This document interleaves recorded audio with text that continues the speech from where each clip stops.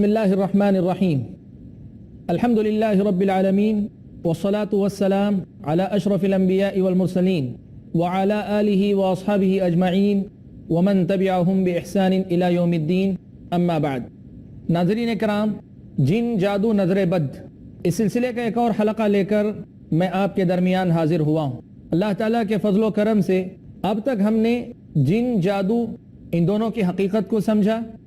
अब इन दोनों की तरफ से पहुंचने वाली तकलीफ से नजात और छुटकारा कैसे हो, इस पर हमने अपनी गुफ्तगू शुरू की। इस सिलसिले में हमने बहुत सी बातें सुनी भी। अपना जो गुज़िश्ता हलका था, आखिरी हलका, उसमें हमने ये बात समझी कि अगर आदमी को रुक़या करना या करवाना है तो कुछ बुनियादी बातों का लिहाज रखना उसके लिए ज़रूरी है। अब इस गुफ्तगू के बाद आज हम लोग एक नया मसला पहले समझेंगे, फिर अपनी गुफ्तगू को आगे बढ़ाएंगे। नया मसला ये है कि क्या कोई इंसान जिन या जादू इन दोनों में से किसी के ज़ेर असर तकलीफ में मुब्तला हो, उसे परेशानी लाहिक हो, तो क्या अपना इलाज कराए बगैर वो सब्र करके रह सकता है?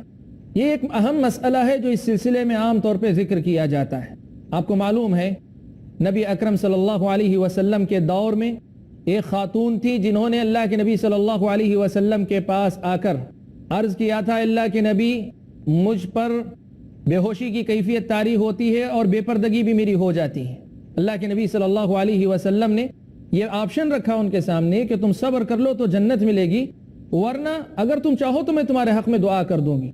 उस खातून ने यह कहा कि अल्लाह के नबी, अगर बात ऐसी है तो मैं जन्नत ले लूंगी, मैं सब्र कर लूंगी। एक बहुत अहम मसला है। इसी मसले को लेकर अहले इल्म के पास एक मसला चलता है कि क्या जिन या जादू की तकलीफ किसी को लाहिक हो तो वो आदमी सब्र करके रहना चाहे तो रह सकता है कि नहीं रह सकता। इस सिलसिले में नबी अकरम सल्लल्लाहु अलैहि वसल्लम से एक और रिवायत आती है, उस रिवायत का भी यहाँ तज़किरा कर देना मुनासिब है। सही बुखारी और मुस्लिम की रिवायत है। हजरत इब्न अब्बास रज़ियल्लाहु तआला अन्हुमा रिवायत फरमाते हैं कि नबी अकरम सल्लल्लाहु अलैहि वसल्लम ने फरमाया कि कल क़यामत के दिन मेरी उम्मत के 70,000 उम्मती जन्नत में बगैर हिसाब के दाखिल होंगे। वो कौन है? अल्लाह के नबी सल्लल्लाहु अलैहि वसल्लम ने फरमाया, हुमुल्लज़ीना ला यस्तरक़ून वला यक्तवून वला यततय्यरून व अला रब्बिहिम यतवक्कलून। अल्लाह के नबी सल्लल्लाहु अलैहि वसल्लम ने फरमाया, ये वो हैं जो दूसरों से रुक़या को तलब नहीं करते, यानी दूसरों से मुतालबा नहीं करते कि मुझे दम करो, यानी अगर तलब करेंगे तो गया वो हिसाब व किताब के बगैर जन्नत में दाखिल होने वालों में से निकल जाएंगे। वला यक्तवून, पुराने ज़माने में अरब में इलाज का एक तरीका था, जब बीमारी को दवाइयाँ असर नहीं करती तो जगह को दाग देते हैं। दागने का जो इलाज है, इससे बीमारी जल्दी काबू में आ जाती है। तो कहा वला यक्तवून, वो दागते भी नहीं, अपने आप को दाग लगवाते भी नहीं है। वला यततय्यरून, वो बदफाली भी नहीं लेते हैं, वो बदफाली भी नहीं लेते हैं। व अला रब्बिहिम यतवक्कलून, वो अपने रब पर भरोसा करते हैं। यानी मतलब क्या हुआ? इसका मतलब ये हुआ कि रुक़या या इस किस्म की ये दूसरी जो चीज़ें हैं, ये असबाब हो सकते हैं, लेकिन कोई आदमी अल्लाह पर पूरा भरोसा रखते हुए कि अल्लाह तबारक व तआला शिफा देंगे तो मुझे देंगे, मुझे इसकी ज़रूरत नहीं है, ये समझ कर अगर छोड़ देता है तो कल अल्लाह तबारक व तआला के पास वो बगैर हिसाब व किताब के जन्नत में जाएगा। ये बात इस हदीस में अल्लाह के नबी सल्लल्लाहु अलैहि वसल्लम ने बयान फरमाई। अब अहले इल्म के पास ये मसला मुख्तलफ है, इसलिए कि शरीयत इस्लामिया असबाब को इख्तियार करने की भी तरगीब दिलाती है। अल्लाह के नबी सल्लल्लाहु अलैहि वसल्लम के पास एक बद्दू आया, मस्जिद नबवी के बाहर अपना ऊँट छोड़ा और अल्लाह के नबी सल्लल्लाहु अलैहि वसल्लम के पास चला गया। फिर बाहर निकला तो देखा ऊँट गायब है। अल्लाह के नबी सल्लल्लाहु अलैहि वसल्लम ने उससे पूछा तो कहा, मैंने अल्लाह के भरोसे पे छोड़ दिया था। अल्लाह के नबी सल्लल्लाहु अलैहि वसल्लम ने कहा, इक़ल्हा व तवक्कल अल्लाह, पहले ऊँट को बांधो फिर उसके बाद अल्लाह ताला पे भरोसा करो। यानी अल्लाह ताला पर तवक्कुल, भरोसे का मतलब ये नहीं है कि तुम असबाब को इख्तियार ना करो, असबाब को इख्तियार करके तुम अल्लाह ताला पे भरोसा करो। बाज़ अहले इल्म इन अहादीस की रोशनी में जैसे ऊँट को बांध कर फिर भरोसा करने की बात है, कहते ये हैं असबाब को इख्तियार करके कोई आदमी अल्लाह तबारक व तआला पे भरोसा करे। दूसरे अहले इल्म कहते हैं कि मज़कूरा हदीसों की रोशनी में असबाब को तर्क करके भरोसा करना अल्लाह तबारक व तआला पर, गोया ये लगता है इस किस्म का मसला बज़ाहिर नजर आता है میں مسئلے کو زیادہ پھیلانے کے بجائے بات کو سمیٹ کر لاتا ہوں اس نقطے پر. خلاصہ اہل علم میں سے کہ اقوال کی روشنی میں جو خلاصہ ہمارے سامنے آتا ہے وہ یہ کہ اسباب دو درجے کے ہیں. کچھ اسباب ہیں جن کا اختیار کرنا واجب ہے، جن کا اختیار کرنا واجب ہے، جیسے بھوک مٹانے کے لیے کھانا واجب ہے. اگر کوئی آدمی کہے کہ نہیں میں اللہ پہ بھروسہ کرتا ہوں، اللہ تعالیٰ کھلانا چاہیں گے تو میرے کھائے بغیر بھی میری بھوک مٹ جائے گی، اہل علم نے لکھا کہ ایسے اسباب کو ترک کرنا، ایسے اسباب کو ترک کر کے بھروسہ کرنے کی بات کرنا یہ جائز نہیں ہے. لیکن اگر کوئی آدمی مستحب درجے کے کام جو ہوتے ہیں جیسے بیماری کا علاج کروانا، تو ایسی صورت میں اگر مستحب ہو، سبب کا اختیار کرنا واجب نہیں ہے.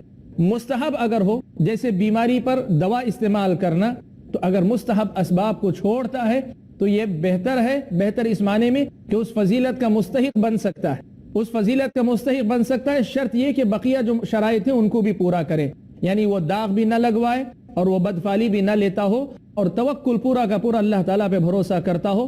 تو ایسے آدمی کے لیے چھوڑنا اور اللہ تعالیٰ پہ بھروسہ کرنا درست ہے.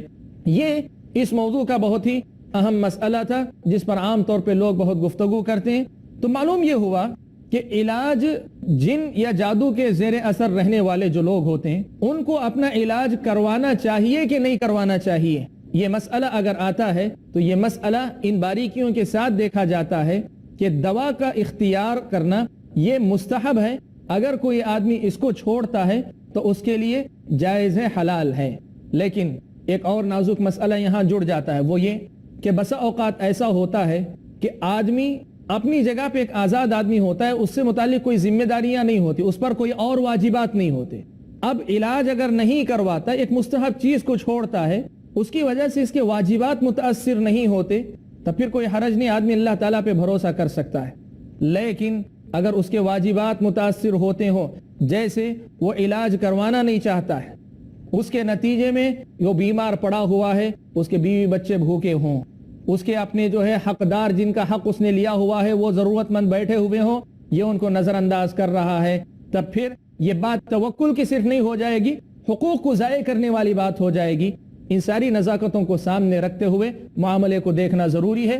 مختصر ہم آپ کے سامنے یہ کہنا چاہتے ہیں کہ اگر کوئی آدمی یہ مسئلہ سنتا ہے کہ لوگ اگر رقیہ طلب نہ کریں، لوگ اگر رقیہ طلب نہ کریں تو بغیر حساب و کتاب کے جنت میں جاتے ہیں، تو صرف اس شوق میں کہ میں جنت میں بغیر حساب و کتاب کے جانا چاہتا ہوں، آدمی مسائل کو نظر انداز کر کے نہ جائے، بلکہ اہل علم سے رشتہ جوڑے، اہل علم سے وابستگی اختیار کرے، علماء سے دریافت کرے کہ میرے اپنے حق میں یہ معاملہ کیسا ہے، کیا میں اس معاملے میں بھروسہ کر کے چھوڑ سکتا ہوں یا مجھے سبب کا اختیار کرنا یہاں ضروری ہے. اس صورتحال میں عام مسئلہ جہاں تک فی نفسی مسئلے کی بات ہے، دوا کا اختیار کرنا مستحب ہے. اگر کوئی آدمی چھوڑتا ہے تو اس کے لیے جائز ہے، بس شرط یہ ہے کہ دوسرے جو واجبات ہیں وہ خلل کا شکار نہ ہو، اس میں کسی قسم کی کمی بیشی نہ ہوتی ہو. آپ دیکھیں اللہ کے نبی صلی اللہ علیہ وسلم کے زمانے کی یہ جو خاتون تھی، ان خاتون کے متعلق صحیح بخاری و مسلم کی یہ روایت ہے. حضرت عطا ابن رباح جو حضرت ابن عباس رضی اللہ تعالیٰ عنہما کے شاگرد ہیں، کہتے ہیں کہ حضرت ابن عباس نے مجھ سے کہا کہ کیا میں تم کو ایک جنتی عورت نہ بتلاؤں، کیا میں تم کو ایک جنتی عورت نہ بتلاؤں؟ انہوں نے کہا کہ کیوں نہیں، مجھے بتائیے.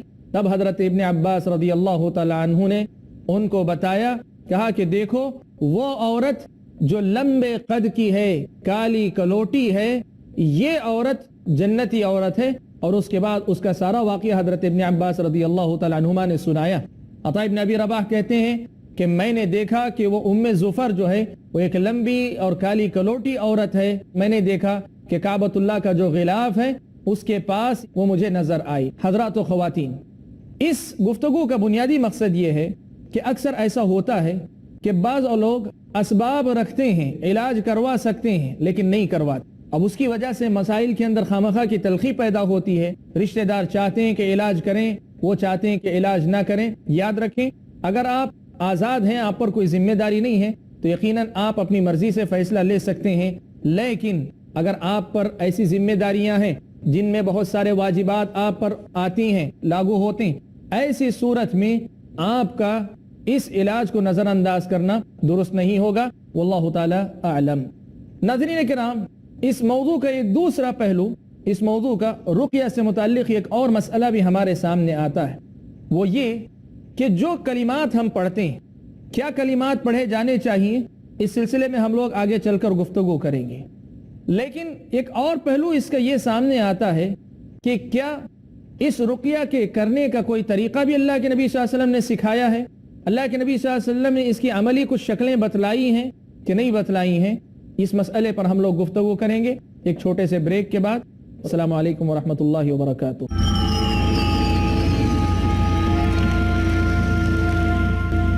बिस्मिल्लाहिर्रहमानिर्रहीम।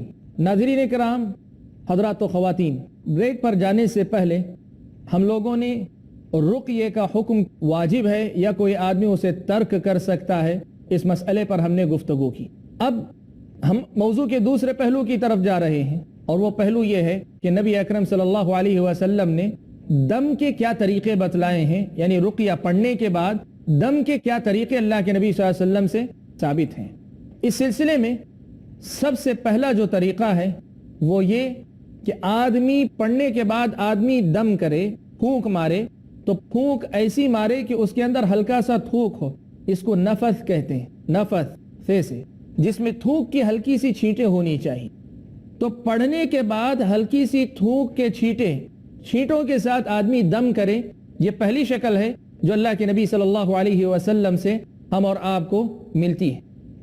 इस सिलसिले में हज़रत आयशा सिद्दीक़ा रज़ियल्लाहु तआला अन्हा रिवायत फरमाती हैं, सही बुखारी व मुस्लिम की रिवायत है, कहती हैं कि इज़ा मरिज़ मिन्ना इंसानुन, जब हम में से कोई बीमार हो जाता, यानी हम में से मुराद हमारे अपने घराने के लोगों में से, अल्लाह के नबी सल्लल्लाहु अलैहि वसल्लम के घराने के लोगों में से कोई बीमार हो जाता, तो अल्लाह के नबी सल्लल्लाहु अलैहि वसल्लम नफ़सहु या नफ़स अलैहि बिल मुअव्विदात, अल्लाह के नबी सल्लल्लाहु अलैहि वसल्लम मुअव्विदात यानी मुअव्वज़तैन वगैरह, यानी जिनमें कुल अऊज़ु की ताबीर आई है, कुल अऊज़ु के कलिमात आए हैं, ऐसी सूरतें पढ़कर अल्लाह के नबी सल्लल्लाहु अलैहि वसल्लम दम किया करते थे, और दम ऐसा जिसमें हल्के से छींटे हों। नाज़रीन किराम, इस हदीस से दो बड़े मसले हमारे सामने समझ में आते हैं। सबसे पहला मसला तो ये है कि दम करने का एक तरीका ये है कि जो कलिमात पढ़ने हैं, पढ़ने के बाद आदमी ऐसे दम करे कि हल्के से छींटे मरीज पर पड़ें। इसीलिए यहाँ महरम गैर महरम वगैरह के मामलात बहुत आएंगे, इसीलिए घर के लोग खुद अमल किया करें, यह हमेशा बेहतर होता है। इसमें बहुत से शर्र व फसाद का खातिमा हो जाता है, इसलिए इस चीज़ को हमेशा याद रखें। एक तो दम का एक तरीका मालूम होता है, साथ में हम लोगों को यह भी मालूम होता है कि अल्लाह के नबी सल्लल्लाहु अलैहि वसल्लम जो रुक़या किया करते थे, और रुक़या में अल्लाह के नबी सल्लल्लाहु अलैहि वसल्लम क्या चीज़ें पढ़ा करते थे। इस हदीस से ये मालूम हुआ कि अल्लाह के नबी सल्लल्लाहु अलैहि वसल्लम मुअव्वज़तैन वगैरह पढ़ा करते थे, यानी कुरान मजीद की जो आखिरी दो सूरतें कुल अऊज़ु बिरब्बिल फलक और कुल अऊज़ु बिरब्बिन नास, ये सूरतें अल्लाह के नबी सल्लल्लाहु अलैहि वसल्लम पढ़ा करते थे। ये पहला रुक़या है या पहले कलिमात हैं जो आज के इस हल्के में हमारे और आपके सामने आ रहे हैं। नबी अकरम सल्लल्लाहु अलैहि वसल्लम से ये बात भी मरवी है, ये बात भी मनकूल है कि अल्लाह के नबी सल्लल्लाहु अलैहि वसल्लम ने बसा औकात आपने किया या आपके साथ ऐसा किया गया, सिर्फ कुरान की आयतें उनके सामने पढ़ दी गई या दुआ उनके सामने पढ़ दी गई, जो पढ़ना था सिर्फ पढ़ दिया गया, पढ़ने के बाद कुछ दम नहीं किया गया, जिसको कहते हैं थूक के साथ फूंक मारना, ये नहीं हुआ, सिर्फ जो है क़िराअत कर दी गई, अल्फाज पढ़ दिए गए, ऐसा भी हुआ। इस सिलसिले में हज़रत अनस इब्न मालिक रज़ियल्लाहु तआला अन्हु से उनके मशहूर शागिर्द साबित रिवायत करते हैं, कहते हैं कि मैं अनस इब्न मालिक रज़ियल्लाहु तआला अन्हु के पास पहुंचा तो मैंने कहा अनस इब्न मालिक रज़ियल्लाहु तआला अन्हु से कि मुझे बहुत शदीद तकलीफ लाहिक है। तो हज़रत अनस इब्न मालिक रज़ियल्लाहु तआला अन्हु ने कहा अला अर्क़ीका बिरुक़यति रसूलिल्लाह, ऐ साबित क्या मैं तुमको रसूल अकरम सल्लल्लाहु अलैहि वसल्लम का जो रुक़या था वो ना करूं, यानी अल्लाह के नबी सल्लल्लाहु अलैहि वसल्लम जो चीज़ पढ़ा करते थे क्या मैं वो ना करूं। हज़रत अनस इब्न मालिक रज़ियल्लाहु तआला अन्हु ने जब ये पूछा, हज़रत साबित ने कहा बला, क्यों नहीं, आप कीजिए। तब हज़रत अनस इब्न मालिक रज़ियल्लाहु तआला अन्हु ने ये कलिमात अदा किए, कहा अल्लाहुम्मा रब्बन नास मुज़हिबल बअस इश्फी अंत शाफी ला शाफिया इल्ला अंत शिफाअन ला युगादिरु सक़मा। یہ کلمات حضرت انس ابن مالک نے پڑھے. پڑھنے کے بعد مزید کوئی تھوک کے ساتھ دم کیا ہو اس قسم کا کوئی تذکرہ نہیں. اس حدیث سے دو باتیں معلوم ہوئی پچھلی حدیث کی طرح. پہلی بات تو یہ کہ حضرت انس ابن مالک رضی اللہ تعالیٰ عنہ یہ بتا رہے ہیں کہ اللہ کے نبی صلی اللہ علیہ وسلم کے رقیہ کرنے کا یہ طریقہ یہ بھی رہا ہے کہ آپ تھوک کے ساتھ پھونک نہیں مارتے تھے, صرف یہ دعا کر کے چھوڑ دیتے. اور دوسری چیز ایک اور دعا معلوم ہوتی ہے جس کو ہم رقیہ کے طور پہ استعمال کر سکتے ہیں. اللہم رب الناس, اے اللہ تعالیٰ لوگوں کے رب, مذہب الباس, تکلیف اور پریشانی کے دور کرنے والے, اشفی شفا عطا فرما, انت الشافی تو ہی شفا دینے والا ہے, لا شافی الا انت تیرے علاوہ کوئی نہیں جو شفا دے سکے, شفا لا یغادر سقما ایسی شفا عطا فرما جو کسی بیماری کو باقی نہ چھوڑے. یہ حضرت انس ابن مالک رضی اللہ تعالیٰ عنہ نبی اکرم صلی اللہ علیہ وسلم کی ان دعاؤں میں سے نقل کرتے ہیں جن کے ذریعے اللہ کے نبی صلی اللہ علیہ وسلم رقیہ کیا کرتے تھے.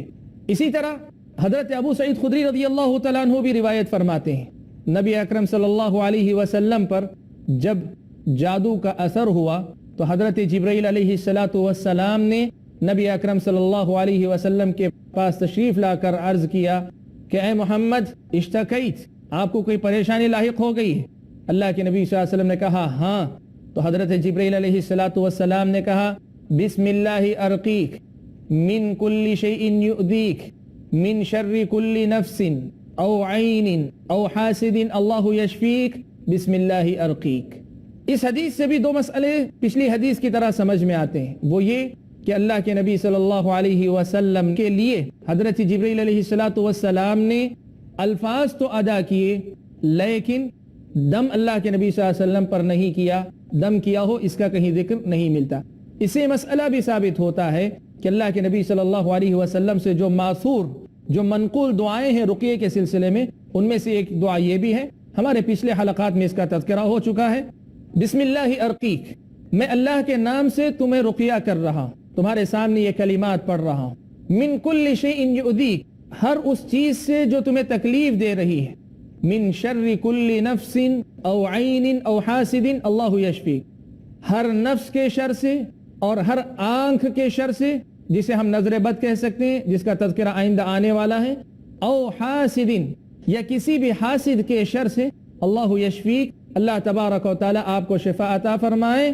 بسم اللہ ارقیک, میں اللہ کے نام سے آپ کے رقیہ کرتا ہوں. یہ رقیہ کا دوسرا طریقہ ہے, وہ یہ کہ صرف پڑھا جائے دم نہ کیا جائے. رقیہ کا ایک تیسرا طریقہ یہ ہے کہ پڑھا جائے اور پڑھنے کے ساتھ ہاتھ رکھا جائے, جہاں تکلیف ہو وہاں ہاتھ رکھا جائے اور ہاتھ رکھ کر پھونک ماری جائے. ہاتھ رکھنا چاہے پھونک مارے نہ مارے, پھونک مارنے کے ساتھ بھی پھونک مارے بغیر بھی ہاتھ رکھنا, رقیہ کے ساتھ ہاتھ رکھنا. اور ظاہر بات ہے جب ہاتھ رکھنے کی بات آئے گی تو اس میں شرعی حدود و ضوابط کی پابندی لازمی ہوگی. اور حدود کا مطلب یہ ہوا محرم غیر محرم وغیرہ کے جو معاملات آتے ہیں, کسی اجنبی عورت پر کسی اجنبی مرد پر کوئی خاتون ہاتھ رکھے, اس کی اسلامی شریعت میں قطعاً گنجائش نہیں. اگر ایسی کوئی ضرورت پیش آتی ہے تو دوسری صورتیں جس میں جو ہے صرف رقیہ وغیرہ کا تذکرہ ہے ان کو استعمال کریں. ہاتھ رکھنے کا معاملہ محرم کے لیے ہے, اس چیز کا خاص طور پہ خیال رکھیں. تو رقیہ کے ساتھ ہاتھ رکھنا, دو قسم کی حدیثیں آپ کے سامنے نقل کرتا ہوں. پہلی حدیث جس میں رقیہ کے ساتھ صرف ہاتھ رکھنے کا ذکر ملتا ہے وہ حضرت عثمان ابن ابی العاص رضی اللہ تعالیٰ عنہ کا وہ مشہور قصہ جو ہمارے پچھلے حلقات میں کئی مرتبہ آ چکا ہے. وہ آئے اللہ کے نبی صلی اللہ علیہ وسلم کے سامنے تذکرہ فرمایا کہ اللہ کے نبی جب سے اسلام قبول کیا ہوں ہاتھ بہت تکلیف دیتا ہے. اللہ کے نبی صلی اللہ علیہ وسلم نے کہا کہ جسم کا جو حصہ تمہیں تکلیف دے رہا ہے, ضع یدک علی الذی تألم من جسدک ثم قل, اللہ کے نبی صلی اللہ علیہ وسلم نے کہا کہ جہاں تمہارے ہاتھ کو درد ہے وہاں ہاتھ رکھو اور پھر اس کے بعد 3 مرتبہ بسم اللہ کہو اور 7 مرتبہ اعوذ باللہ وقدرتہ من شر ما اجد واحاذر, یا دوسری روایت کے مطابق اعوذ بعزت اللہ وقدرتہ من شر ما اجد واحاذر. یہ دعا پڑھا کرے. اب اس دعا میں بھی 2 باتیں معلوم ہوتی ہیں. ایک تو یہ کہ دعا پڑھنے کے ساتھ ہاتھ رکھا جائے, اور دوسری چیز یہ بھی ایک دعا ہے جسم کی تکلیف کسی بھی حصے میں آپ کو ہو تو وہاں رکھ کر پڑھی جا سکتی ہے. دوسری روایت اس سلسلے میں جو آپ کے سامنے میں ذکر کرنا چاہوں گا وہ حضرت عائشہ صدیقہ رضی اللہ تعالی عنہا کی روایت ہے. کہتی ہیں کہ اللہ کے نبی صلی اللہ علیہ وسلم جب کبھی کسی کو ہمارے گھرانے میں تکلیف لاحق ہوتی، صحیح بخاری و مسلم کی روایت، تو اللہ کے نبی صلی اللہ علیہ وسلم اپنا ہاتھ ان پر رکھتے اور پھر معوذات وغیرہ پڑھ کر اللہ کے نبی صلی اللہ علیہ وسلم پھونک مارا کرتے تھے، جس میں ہلکا سا تھوک ہو ایسی پھونک مارا کرتے تھے۔ اس سے کیا معلوم ہوتا ہے کہ ہاتھ اس حالت میں بھی رکھا جا سکتا ہے جب آدمی پڑھنے کے ساتھ ہلکی سی پھونک مار رہا ہو جس میں تھوک کی چھینٹیں بھی ہوں۔ تو یہ نبی اکرم صلی اللہ علیہ وسلم سے منقول ایک تیسرا طریقہ ہے کہ ہاتھ بھی رکھا جائے ساتھ میں۔ چوتھا طریقہ جو اللہ کے نبی صلی اللہ علیہ وسلم سے منقول ہے وہ ہے جسے امام بیہقی رحمۃ اللہ علیہ نے نقل فرمایا ہے۔ کہتے ہیں کہ ایک طریقہ یہ بھی ہے کہ پڑھنے کے ساتھ یہ پڑھنا پانی پر ہو، پانی پر دم کیا جائے اور پھر وہ پانی یا تو پی لیا جائے یا اس سے غسل کر لیا جائے۔ اس سلسلے میں امام بیہقی رحمۃ اللہ علیہ نے ایک روایت نقل کی ہے، شیخ البانی رحمہ اللہ نے اس حدیث کو صحیح قرار دیا ہے۔ کہتے ہیں حضرت علی بن ابی طالب رضی اللہ تعالی عنہ کہ ایک مرتبہ اللہ کے نبی صلی اللہ علیہ وسلم نماز پڑھ رہے تھے۔ اللہ کے نبی صلی اللہ علیہ وسلم نماز پڑھ رہے تھے تو نماز کے دوران ایک بچھو نے آ کر آپ کو ڈنک مار دی۔ اللہ کے نبی صلی اللہ علیہ وسلم نے اپنا نعل مبارک کہیے یا جوتا لیا اور اس بچھو کو مار دیا۔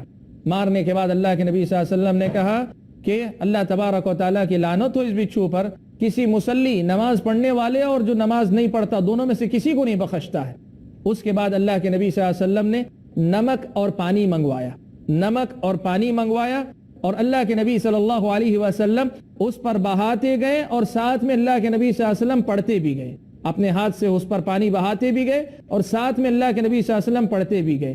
اہل علم نے اس سے استدلال کیا ہے کہ پڑھتے ہوئے یا پانی پر دم کر کے اس کو پیا جا سکتا ہے۔ جہاں تک پینے کے لیے استعمال کرنے کا معاملہ ہے، رقیے میں جو نظر بد کا رقیہ اللہ کے نبی صلی اللہ علیہ وسلم نے سکھلایا ہے، جس کا تذکرہ ہمارے اگلے دروس میں آنے والا ہے، اگلے حلقات میں، اس میں اللہ کے نبی صلی اللہ علیہ وسلم نے رقیہ کرنے کے بعد پینے کی ہدایت اللہ کے نبی صلی اللہ علیہ وسلم نے دی ہوئی ہے۔ انشاءاللہ اس کا ذکر جب آئے گا تب ہم لوگ سمجھیں گے۔ یہ جو معاملہ پیش آیا اس میں ایک چوتھا مسئلہ معلوم ہوا، وہ یہ کہ پانی پر دم کر کے بھی پیا جا سکتا ہے۔